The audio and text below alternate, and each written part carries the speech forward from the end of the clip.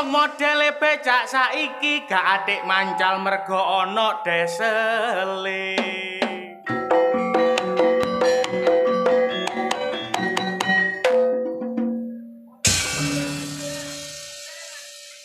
Wong modele anak saiki sekolah rasa-rasen budal nang omah HP anae.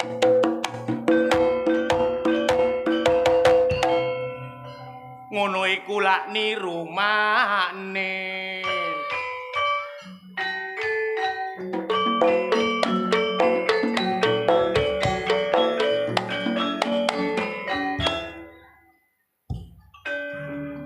Kau bilang cinta padaku, aku bilang pikir dulu, selera kita terlalu jauh berbeda. Parfummu dari Paris, sepatumu dari Itali. Karena demi gengsi semua serba luar negeri. Manakah mungkin mengikuti caramu yang penuh hura-hura. Aku suka singkong, kau suka keju. Oh, oh, aku suka lodrok, kau suka disco. Oh, oh, yang ku dambakan seorang gadis yang sederhana. Aku ini hanya anak singkong, hanya anak singkong.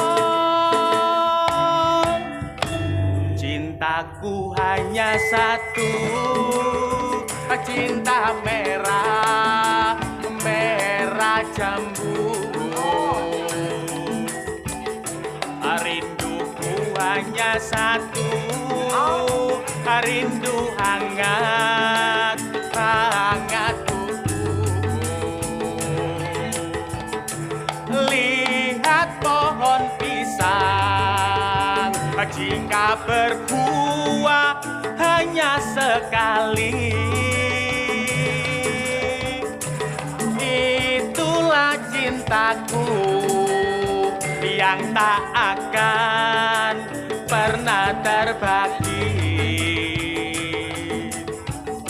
Tresnoku yo mung siji, aku tresno karo ngatemi. Kangenku yo mung siji, aku kangen karo ngatemi. Ana uwit gedang nek katingmu metu ontonge, ngatemi tak sayang, bodine semok gede bokonge. Wis sik ambekan. Enak sing delok ndopro ae. Sing kene megap-megap. Mangan jagung diwadahi layak, kula tak ngidung bareng karya budaya.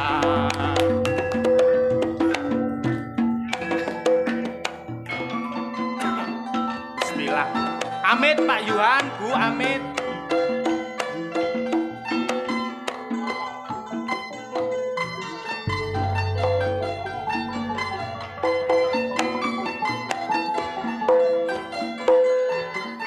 Pancene bocah dadi wong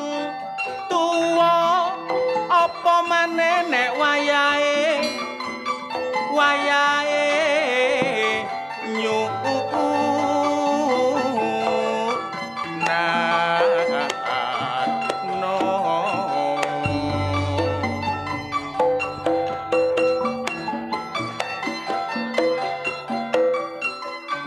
nekakno sanak kadang uga dulur lan bala ditanggapno ludruk ngundang kanca lan tangga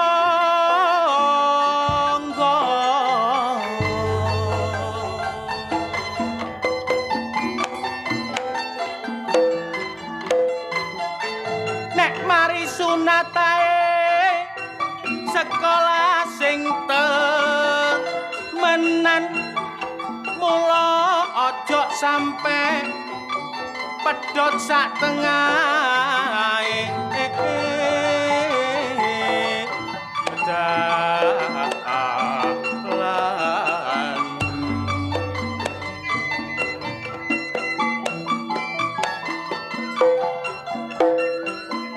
ayo diutamakno cak masalah pendidikan merga pendidikan mono panantu masa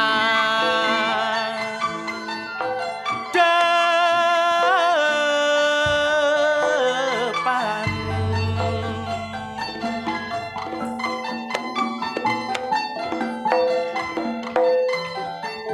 anakmu nuyu pancen kudu diperhatekno sewalike anak kudu ngerti karo wong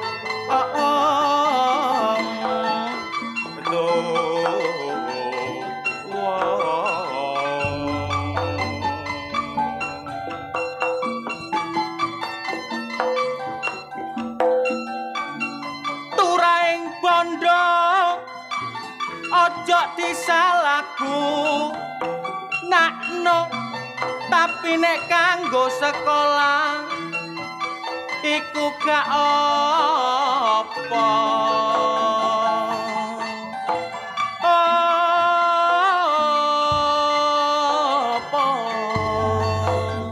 pancene yo iwucak dadi wong tuwa kudu iso momong lan didik anak putra nek wong tuwa mulya yuk uripe anak kaya raja tapi nek anak sing mulya kadang lali karo wong tuwa mula kabeh nom-noman aja wani karo wong tuwa merga bapak ibu mono pangeran sing nyata kudu iso mandem jero mikul dhuwur asmane wong tuwa supaya kabeh iso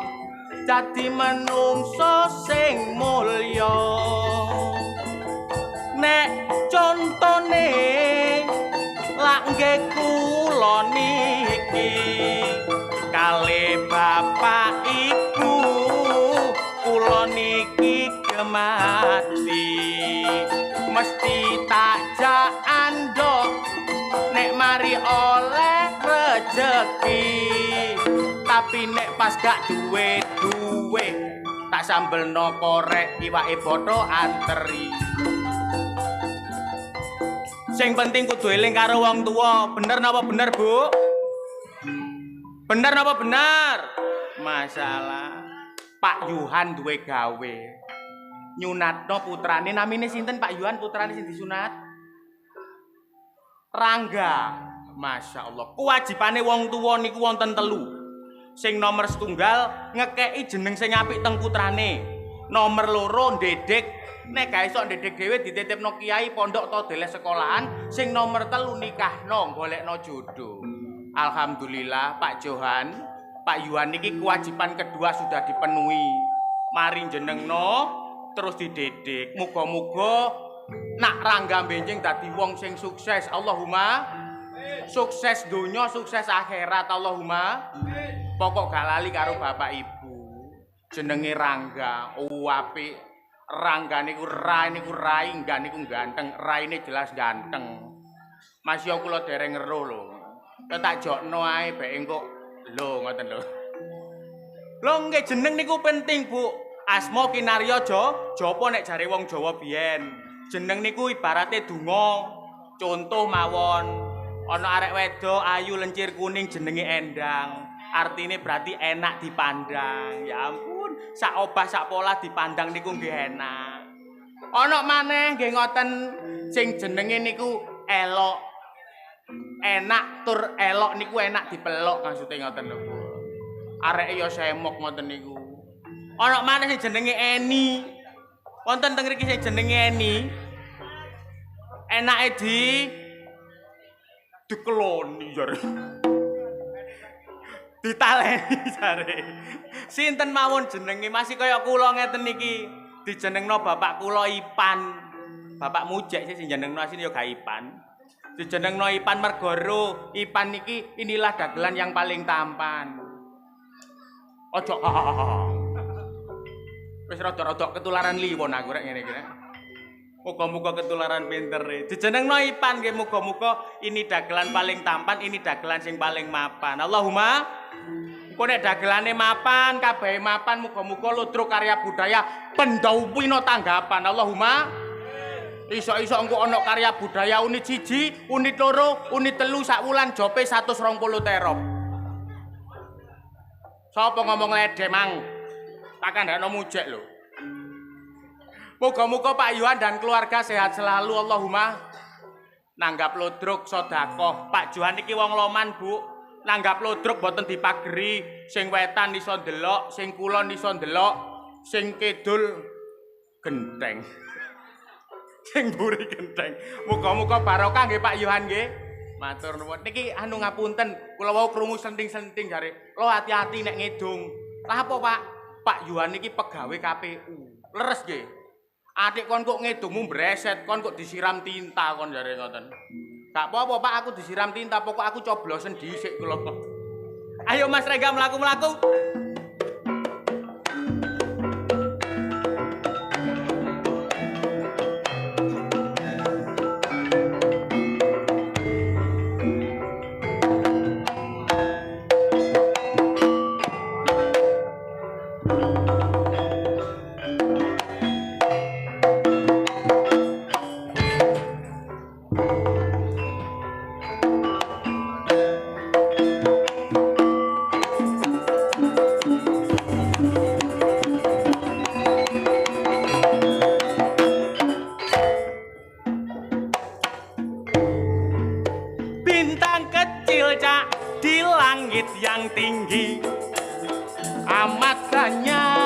menghias angkasa. Aku ingin terbang dan menari jauh tinggi ke tempat kau berada. Aku biyen pak duwe cita-cita karo bapakku dikongkon kuliah. Dasar aku ndablek gak gelem wayah, sering bolos sekolah gak tahu sapa omah. Wong akhire aku getun dhewe, jebul wong pinter iku larang regane. Koncoku sukses kabeh padha nyambut gawe, bayarane gede, mobil tumpakane. Tapi aku bu yo gak ngersula, mergo menungso iku nasibe beda. Enak melok ludruk iki bendina nampa bayaran 800 didumbung sak desa. Mene aku nang kebon binatang, aku diundang kanggo ngibur wisatawan. 10 juta aku dibayar kontan, tapi aku ngidung nang kandange macan mulai awarahu cekap semanten kidungan kula menawi lepat nyuwun sepura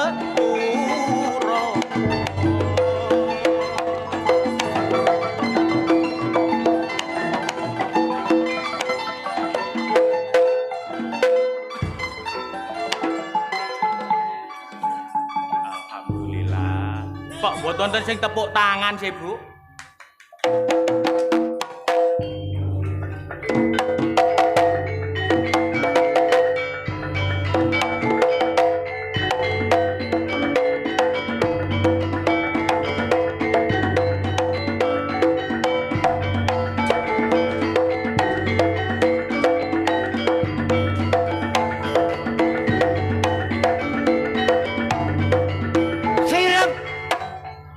Assalamualaikum warahmatullahi wabarakatuh. Assalamualaikum warahmatullahi wabarakatuh.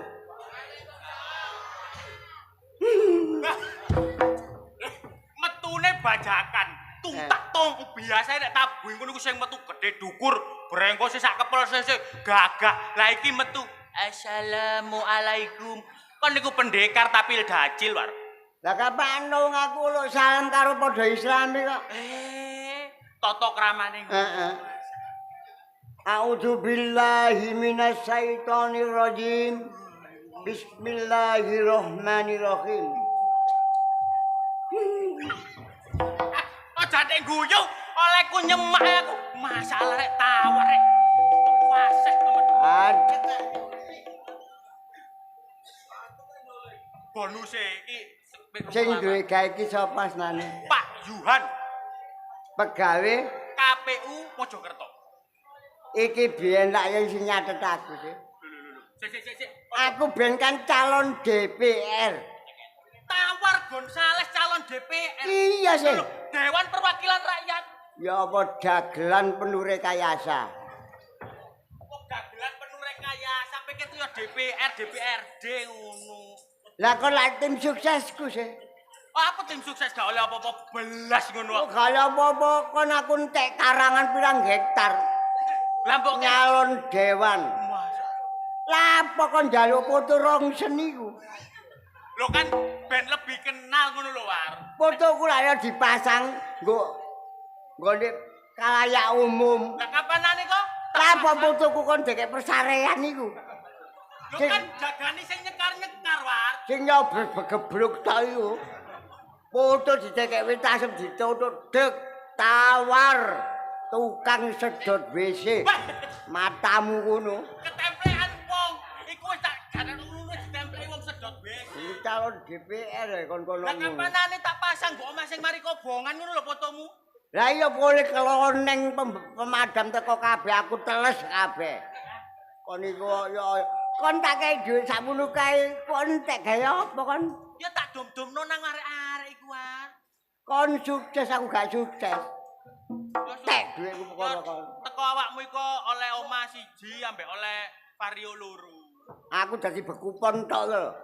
Gak Apa kon? apa merakyat. Bapak Bapak Yuhan. Yuhan duwe gawe iki gak sedina rong dina ngrancange. Setahun kepungkur wis nglumpukno dulur-dulur sing ado kececeran. Silaturahmi. Kanjeng Nabi dawuh, "Man ahabba an yubsatolahu birizki wa yunsa'alahu wa asarihi falyasir rahimah." Artine Embuh. Ya embuh iku lho. man sapa sapane wong sing gelem silaturahim, nyambung sanak seduluran, dijembarno rezekine, dipanjangno umure. Jare sapa ngono iku? Dari sopir-sopir. Kok jare Iki hadis goblok. Hadis lah yo hadis, Mas. Weton te pondokan arek. Sik, sapa weton pondok? Lho, aku biyen kancaku budal arek 6. Budal arek 6. Sing 5 budal nang pondok Tebu Ireng. Tebu Ireng Jombang. Aku karino Tebu Tebangan.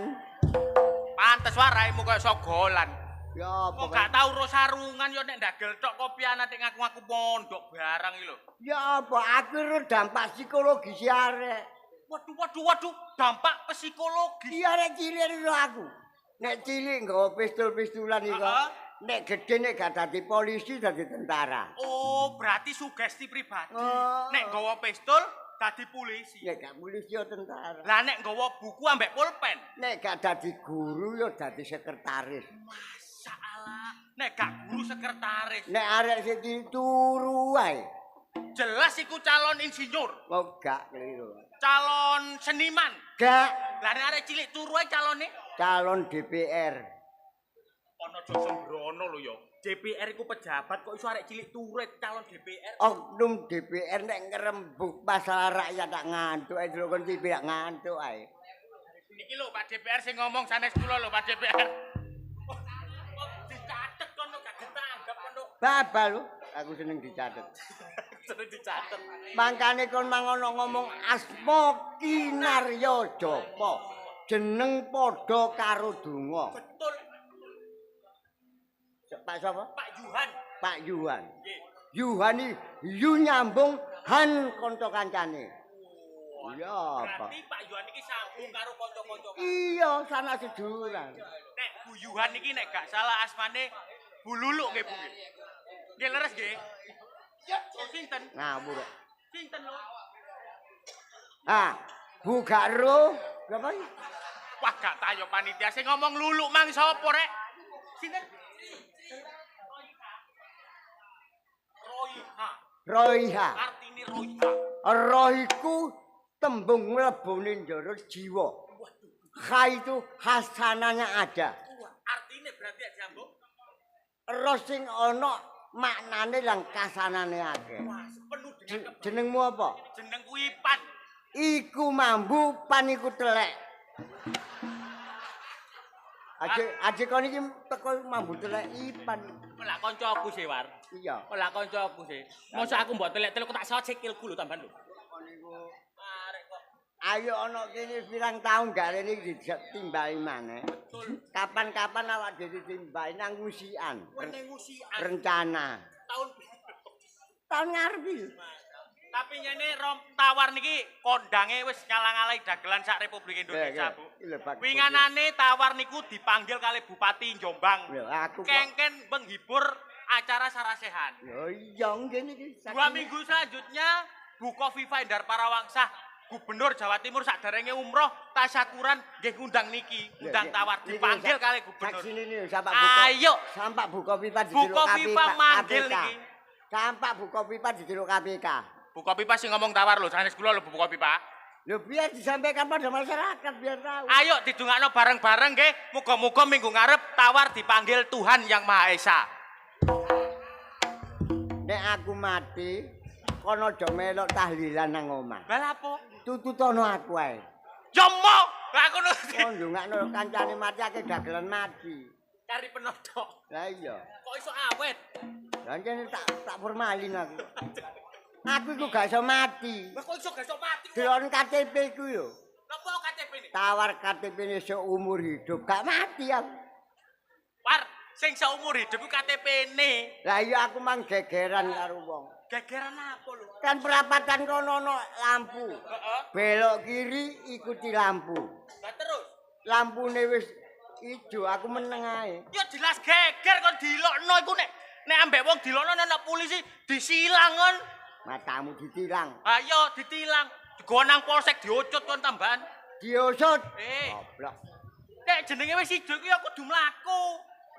Kan ikuti lampu. Lah iya. Lah lampune lu meneng ae gak mlaku, aku ya meneng ae. Kon iki apa gak taat peraturan kon iki? Gak ngono war tembung iku tegese nek lampu ijo kon niku terus mlaku. Lampune lu meneng ae. Kan ikuti lampu. Lek lampune mlaku aku melok mlaku. Wong lampune meneng kok sing numpak sepeda iku kontakku. Boten wonten kotake KPU LL apa iki tak lebone kotake, Pak? Lah kon terus lampu bangjo. Heeh. Nek ijo iku kudu, Kudu jalan. nek merah. berhenti. Apa kok berhenti? Iku wis aturane. Undang-Undang Lalu Lintas nomor 2 tahun 2002. Ya, Iku peraturan Kapolri, War. Nek gak ngono tabrakan. Ya, Lho, ke zaman biyen nek abang ku ya leren, War. iku lho aturan. Lah ngono to. Ya. Apa nek lampu merah kok berhenti? Mergane. Direm. Eh, Cepat direm aku tau yo gak tak rem mlaku ae kok. iku rime kira-kira diapakno, War? Rime ditarik apa dicaki? Aku iki geng motor koplok. Waduh gulane. Mang. Ya apa? Geng motor iku, War. Kok ndi gede dukur, tatuan, sangar-sangar. Lah awakmu lho ngene iki lho. Kon lho, tak tatu naga. Kok ndi? Saiki aku kuru dadi cacing iki lho. Ya apa? Kok geng motor lho pawakane gak ngawaki geng motor. Kon iki aja ngenyaku. Buktine nek geng motor. Wis kondang taun piro iku? Tet. Wah, Tawar Gonzales liwat rek. Lu mlayu piro pedamu? Lho, gatek speedometer ya pedhot. Gak sepidometer. Los gatek tet. Rusak pisan gatek speedometer. Tawar Gonzales. Nek kon teko kene Heeh. nang Surabaya pirang Nek teko kene nang Surabaya kurang luwih 2 jam. Mlaku swidak mlaku 80. aduh mbok. Nek tawar yo mek 17 menit. Lho. Geng motor kok. Tet. Kenjeran wis. Kene Surabaya 17 menit. Lah kok esuk-esuk mak tawar napa mak? Terno mak pijenang kenderan mak. Numpak mak tak kok. Tuwek langsung tutuk kuno makmu pijet. Aku nolong nang mburi nangis aku. Lah apa kok nangis? Makku mang lugur nang ndi? Kok gak Kebanteren karo aku. mamulo ta mamulo. Wong goncet makne yo mlaku sakmono banter yo jas roto makmu. Mangkane adik-adik penonton dalu iki aja sampe gak wani karo wong tuwa. Gak ilok, Gak ilok. pamali, malati wong tuwa. Nah iya, biru walidai. Birul walidan mergo ridhallahi fi ridha walidain. Walidain. Waduh, aku ki mbok. Kancane kok Iya. aja sampak wani ana lagune Iwan Fals. Waduh, lagu adik menyanyi barang. Ya apa sih? Terkenal Tawar Gonzales iki. Ya Tawar Gonzales. Ribuan kilo Sreng. jalan yang kau tempuh Tereng. lewati rintang Sreng. untuk aku anakmu. Deng. Ibuku sayang masih terus berjalan Masalah enak. walau tapak kaki penuh darah penuh nanah seperti udara rikomu berdemene membalas. Hei, pola apa tuh? Rikomu berdemene barang ki lho. Kok teko kuno sih mang? Enak-enak ibu oleh ku ngrungokno ae. Kandhane ojo wani-wani karo mak. Gak oleh Mandi ucap. mandi ucape mak iku temenan sakal dadi. Wong aku yang nyambut gawe ya. Heeh. Mak Pamit. pamit. Apa wae aku nyambut gawe mak nang Kalimantan. Walana ya nah nek kono tak dongakno gak ono apa-apa ya. Dungane wong tuwa apik. Aku mulih ya gak ada apa-apa belas sih. Lah kok iso gale apa-apa? Saking mandine mak mang. Dadi kok kono gak kepet apa-apa. Belas. Masalah. Banci-banci tugelan ngono kan. Akhire mak iku ngene. Pingine anakno kene Rabia. Dikongkon tetep mbok Jawa kongkon rabi. Ya apa mak? Rabia tolek arek sing alise ketel. Nek arek wedok alise ketel berarti Antepan karo wong lanang. gemati, sayang. Loro nak tolek sing tangane akeh wulune. Tangane akeh wulune nek wedok tangan wulune akeh berarti Tapak tangan. pinter masak. Sak-tore dadi lang enake. Nek sikile akeh wulune aja rabi ya nak. Lah kok gak oleh ngrabi arek sikil akeh wulune? Banci. Iya sing jane. Kandhani. Rata-rata jane ngono. Tapi aku wingi dipaitu tukaran gowek ambek bapakku. Napa? Aku lak ngugemi omongane wong biyen. Anak sing berbakti nang wong tuwa iku kudu iso mikul dhuwur mindem jero lak ngono. Heeh. Lah pas delok ludruk ngene iki, bapakku kok mburi dhewe. Gak iso ndelok tak sunggi ambek aku. Wabe keplok tiba tutuk omah, bapakku kecisuk turu ae gak tangi-tangi wong. Akhire tak pendem war. Ancen arek gendeng kon. Lah ukara iku mang mikul Mendem jero njunjung dhuwur iku angkaten derajate wong tuamu. wah lebih nek ndelok ludruk kok nyunggi terus nek bapakne gak tangi-tangi kok mendem ngono. Bapakku yo Apa bapak? wasiat karo aku. Heeh. Tawar